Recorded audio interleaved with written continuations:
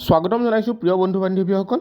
আমাৰ অসমৰ মুখ্যমন্ত্ৰী হিমন্ত বিশ্ব শৰ্মা ছাৰে তেখেতৰ ফেচবুক একাউণ্টত আছাম ডাইৰেক্ট ৰিক্ৰুইটমেণ্টৰ পৰীক্ষাৰ সন্দৰ্ভত বিশেষ কেইটামান তথ্য আগবঢ়াইছে। গতিকে এই তথ্যকেইটা সকলো কেণ্ডিডেটে জনাটো যথেষ্ট গুৰুত্বপূৰ্ণ।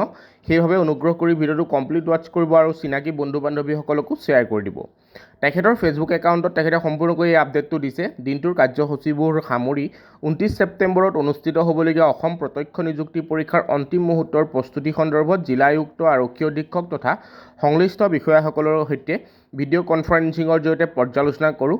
গতিকে ইয়াত এটা যথেষ্ট গুৰুত্বপূৰ্ণ এটা তথ্য তেখেতে আগবঢ়াইছে। এই পৰীক্ষাৰ ক্ষেত্ৰত আমাৰ নিৰ্দিষ্ট নিৰ্দেশনা স্পষ্ট যে পূৰ্বৰ পৰীক্ষাসমূহৰ দৰে অসৎ উপায় অৱলম্বন আৰু উৰা বাতৰি প্ৰচাৰৰ ক্ষেত্ৰত শূন্য সহনশীলতাৰ পদক্ষেপ গ্ৰহণ কৰা বুলি তেখেতে জানিবলৈ দিছে। লাখ লাখ প্ৰাৰ্থীৰ ভৱিষ্যতক লৈ আমি সদায় চিন্তিত আৰু সেই সম্পূৰ্ণ স্বচ্ছতা তথা উৎসৰ্গীকৃত মনোভাৱেৰে ইয়াৰ সফল ৰূপায়ণ আমাৰ অধিকাৰযুক্ত লক্ষ্য।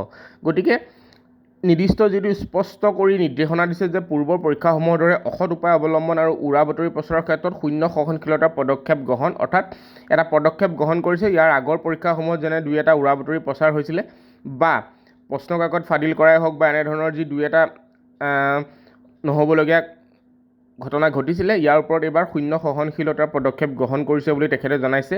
যিহেতু তেনেদৰে জিলা আয়ুক্ত বা আৰক্ষী অধীক্ষকসকলৰ লগত ভিডিঅ' কনফাৰেন্সিঙৰ জৰিয়তে এই বিষয়বিলাকৰ ওপৰত পৰ্যালোচনা কৰিছে। গতিকে সকলো সাৱধানতাৰে যাতে আমি পৰীক্ষাটোত অৱতীৰ্ণ হওঁ বা আমি উত্তীৰ্ণ হ'বৰ কাৰণে এই পৰীক্ষাটোলৈ আগবাঢ়ি যাওঁ, গতিকে এই বিষয়বিলাকৰ ওপৰতে এই মিটিংখনত পৰ্যালোচনা কৰা হৈছে। গতিকে সকলো কেণ্ডিডেটে এই বিষয়বিলাক গুৰুত্ব দি পৰীক্ষা দিবলৈ যাব আৰু আশা কৰোঁ সকলোৰে পৰীক্ষা এবাৰ ভাল হ'ব। ধন্যবাদ।